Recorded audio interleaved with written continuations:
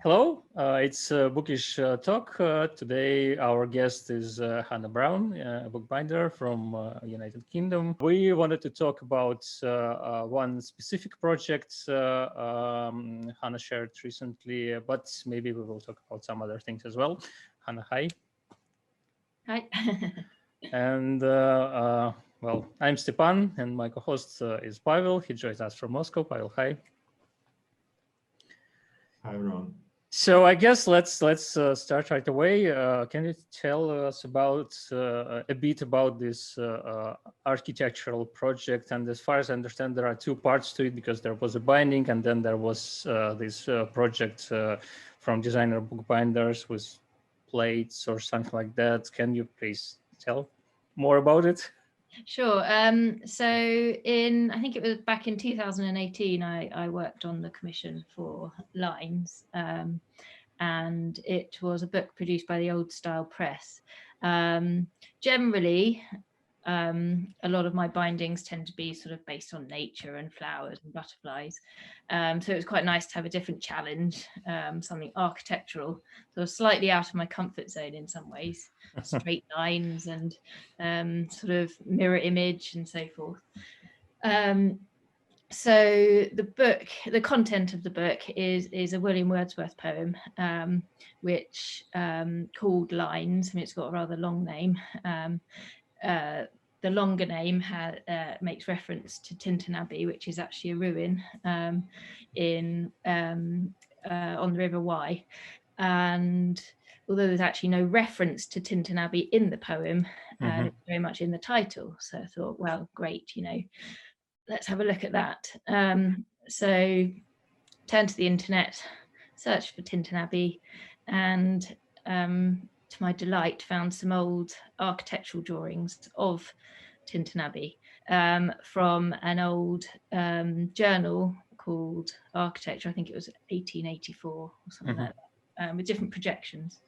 So thought that would be a great thing to base the design of the binding on. So it just so happened I think it was probably around the same time, if not slightly after doing the binding, that the project for Designer Bookbinders came up, and it was the idea of the fellow Lester Capon.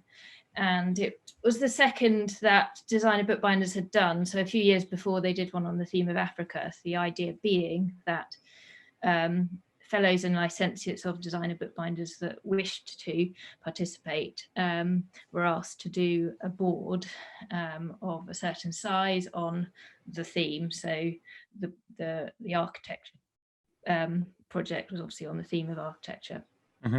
So for me, it was great. I thought, well, actually, I'll do a sort of duplicate version, different colour for the architecture project.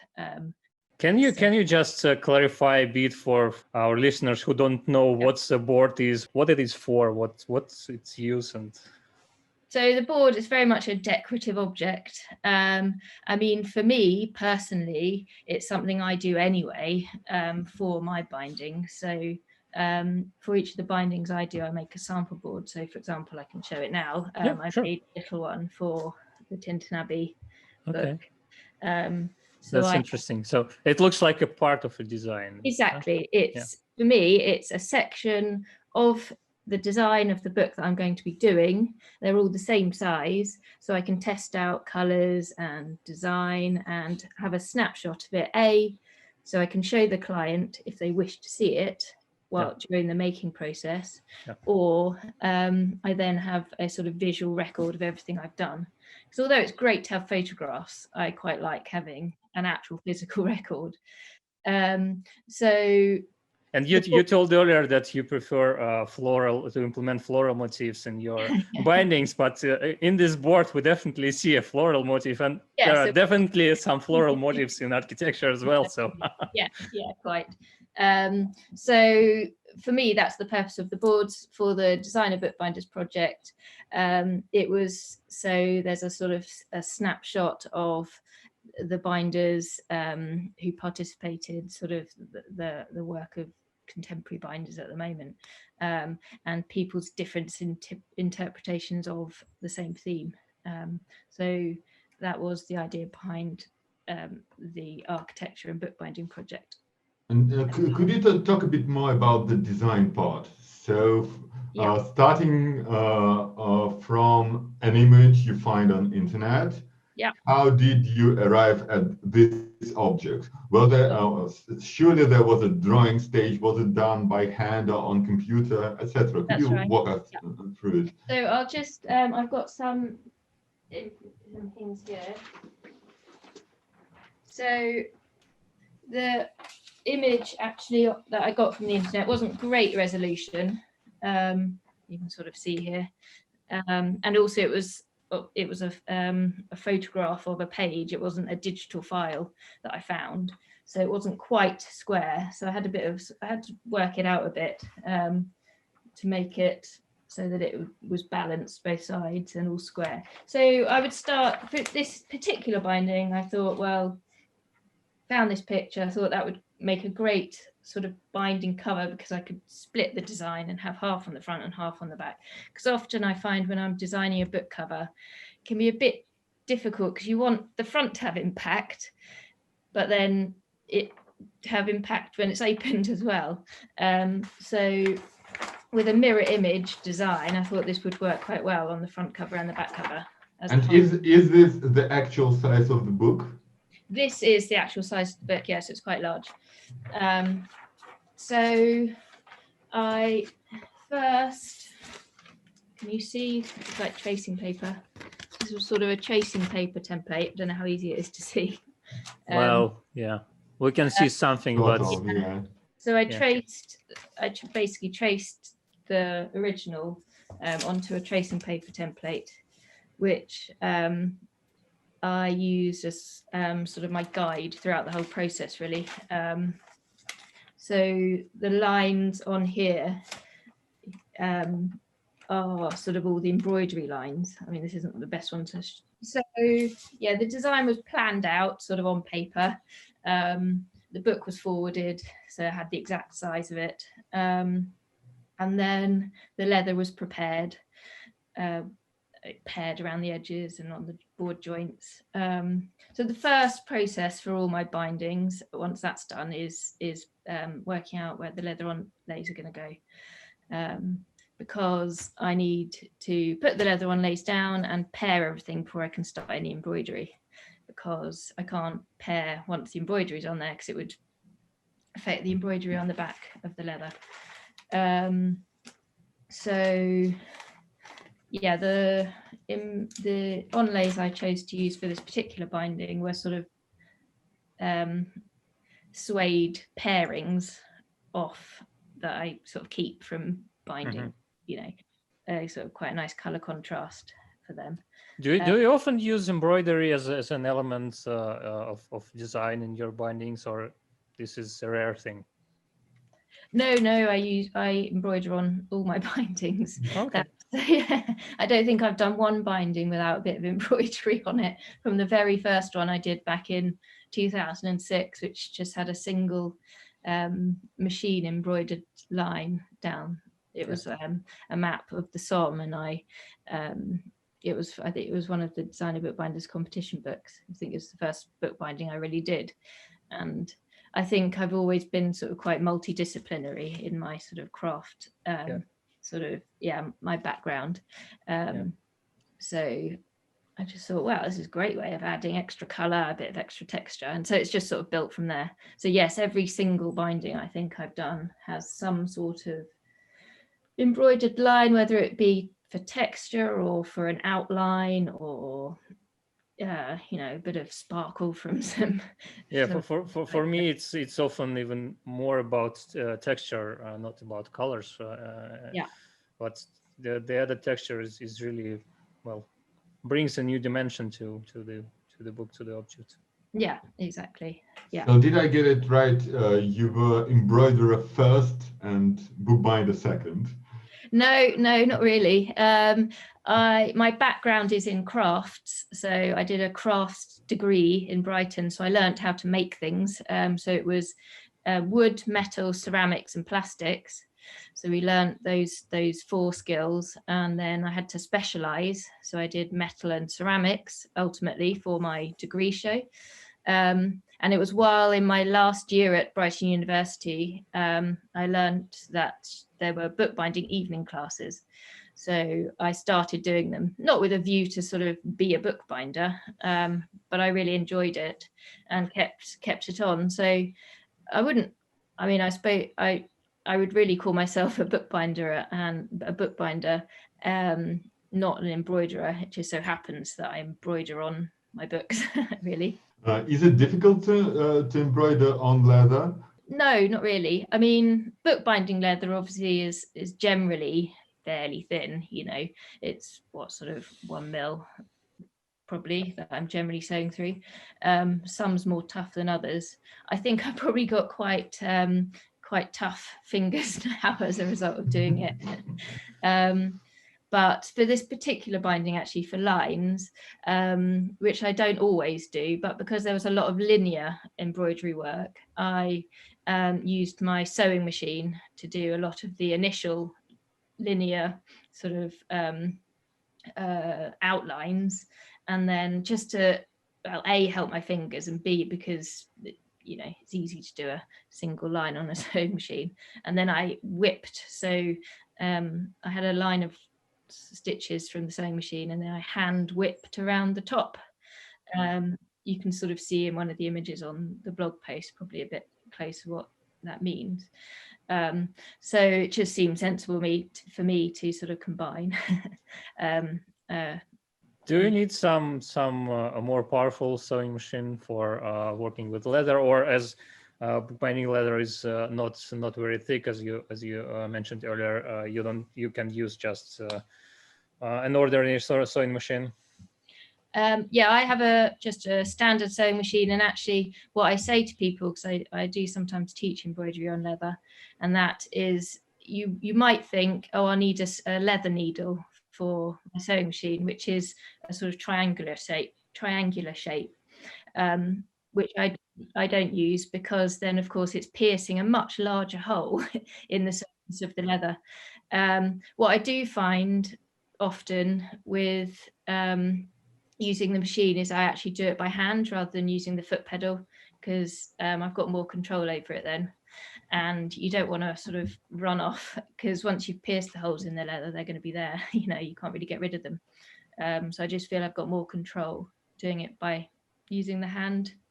And what kind of stitches can you use? I assume all the usual linear ones, but what about the French knots or some of the more elaborate decorative things? Yeah, so yeah, I use a variety of stitches. I mean, for this particular binding, it's largely little sort of stem stitches, which are sort of little individual stitches in different just sort of you can kind of see like there.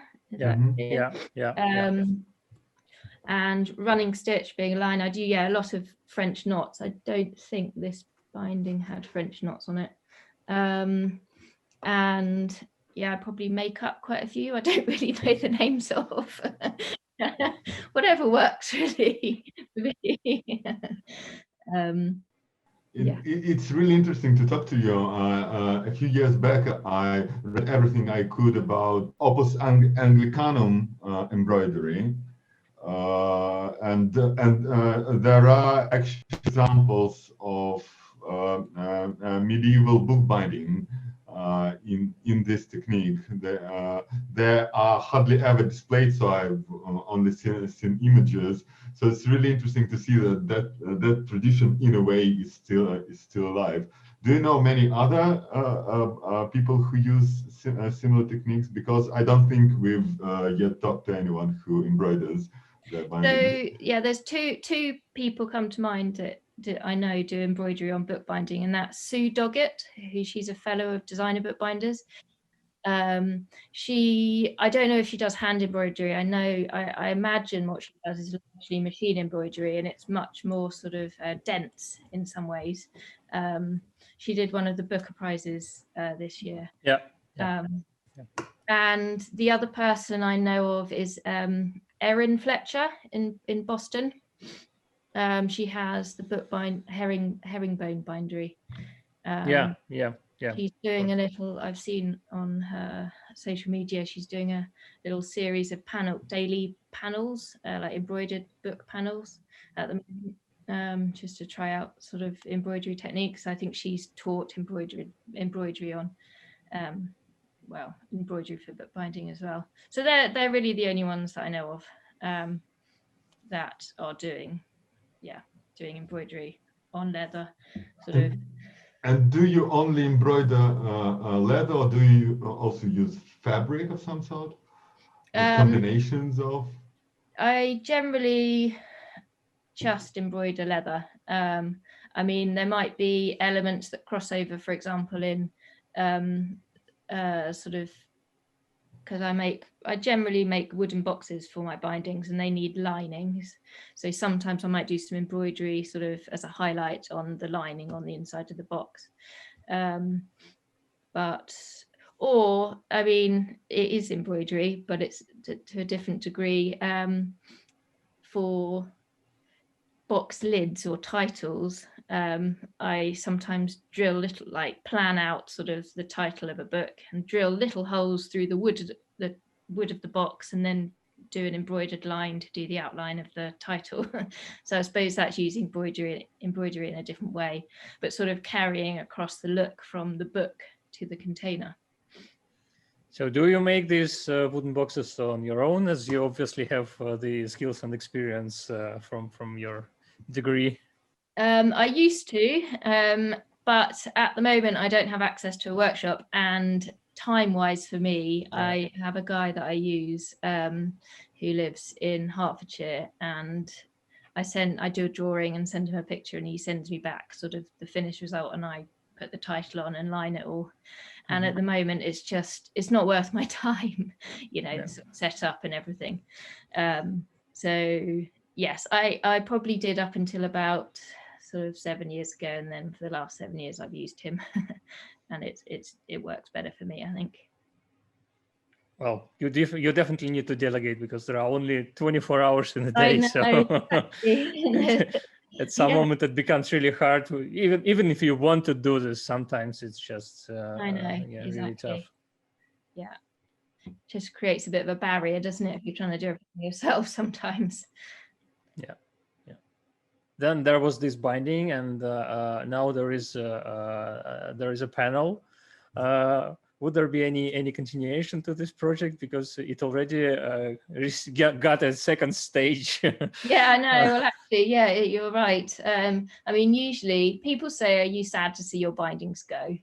And I say, actually, in some ways, I'm not, because you work on them for a long time, and hopefully the client likes what they receive at the end. The scary bit for me is posting things and hoping that they arrive safely. Oh, yeah. But I'm always quite pleased to sort of clear everything away, put it away in my drawer of finished work, and then start on something else. And actually, it was nice for you to ask me to talk about this book. And to be honest, I had to reread my blog post to remember exactly what I'd done on it. Well, it's been some time, so. Yeah, exactly. I mean, it's not like I make a lot of books, but at the same time, I did remind myself of things I'd done on that book that I'd forgotten about. Yeah. Well, if singers and musicians forget words of their own songs, so exactly. well, it's just only natural. Yeah. Yeah. So far as this book goes, you know, the fact that there was also an architecture board, it's extended this book more than it would with other projects. But I think each book is then a sort of inspiration perhaps for one down the line, you know, a technique I've done on this particular book, I think I'll probably then maybe use on a future book. So each one inspires the next in some way. Yeah. You know, even if it's something you've done wrong, then you have to try and do right the next time. Yeah, that's true. I wanted to get back a bit to the technical part. If I understand correctly, you first cut out all the bits of different leathers using your template. Then you glue them on, and then you embroider it, and then you bind the book. Yeah, correct. Is there any problem with embroidery? Because when you bind the book, you deform the leather. Doesn't it deform the lines you made? Or maybe in reverse, does the embroidery make the leather less stretchy? What is the effect? Just let me interfere for a moment, please. I think Mark Cockram would have reprimanded you for using the word glue in this context. Sorry, Hannah, I just had to. I mean, yes, for a binding like this with the lines that had to be straight, there is still manipulation in the leather. But yes, it can affect the shape and the pull on different areas. So I'm a bit mindful about what I put where, and that's why, for example, with the machine sewing, I wouldn't want it to pull it too tight, because then I'm adding extra threads on the top. But at the same time, being a sort of flexible product, the leather, I mean, you can manipulate it. I think it just took me a bit longer probably with this particular binding of lines to make sure that all the bricks were square and the tops and the bottoms were square while in the covering process, just to make sure, because it wouldn't have looked good if one side was squint and the other side wasn't. You might be able to get away, you know, on a book if it's got some sort of flowers or something, but for this it was very crucial that it was exact. But one thing to mention actually with the embroidery, it's not always possible, but I try to avoid having any embroidery on the leather joints, because obviously that's the movable part of the book. And I'm just aware that over time, I mean, you referred to medieval embroidered bindings, you know, which have obviously survived, but I'm just quite mindful that I'd quite like my books to have a long life, and obviously with movable joints, book boards opening and closing. If I do end up having any stitches on the board joints, I'll tether them down more so they won't be long stitches, so they can't move too much. But also bearing in mind that that's also adding a thickness to the board joint, and you still want your board to open properly. So, you know, these are the kind of things that book by book I learn a bit more about what's possible. And I guess besides additional tension, there is some additional friction between the threads and the leather surface, so it also can damage the leather surface in some way. Well, I'm just guessing, but yeah, exactly, comes to mind. Yeah, and another thing, unlike medieval embroiderers, you could use modern thread, like something which is more stretchy and more durable. Or am I wrong in assuming that modern threads are better than traditional ones? Yeah, so I mean, obviously, your medieval bindings, they would have the metallic threads they had would have been real metal wrapped around a sort of thread core, whereas the metallic threads that I use these days are sort of synthetic. And actually, to be honest, the metallic threads are the most nightmare to use, because they really sort of unravel quite quickly. So you have to use much shorter lengths and sort of at a time, because otherwise they just sort of untangle and it's quite frustrating. So yeah, you've got to consider the materials that you're using, and you know, it would have been quite different back then using the actual real metallic threads, but they generally probably have got are not tethered down so much. You know, I'm really trying to work my threads so they last sort of a few hundred years at least. Think of a book conservator sort of, you know, in a few hundred years having to conserve my books. It's quite funny, really. Tie all these silly little threads back down. Yeah, that's the topic that pops up on our podcast from time to time.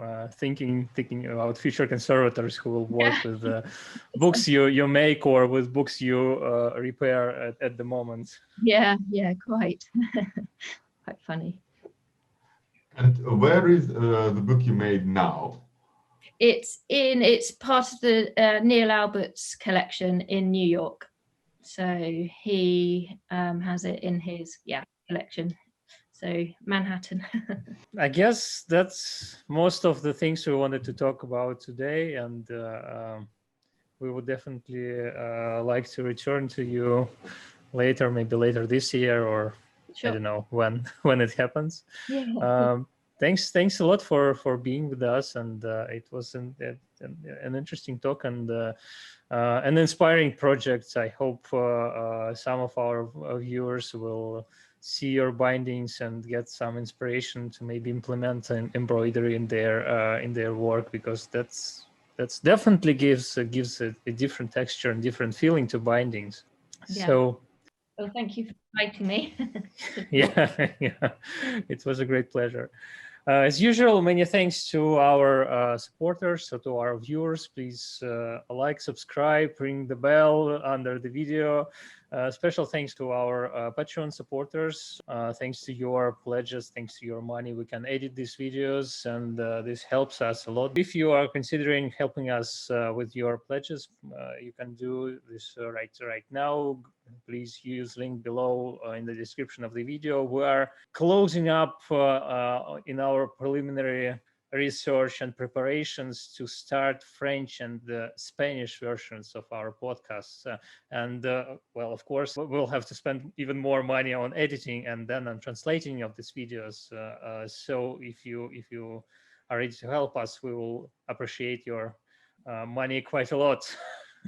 So thanks to everyone, and thanks once again, Hannah. See you next time. Bye.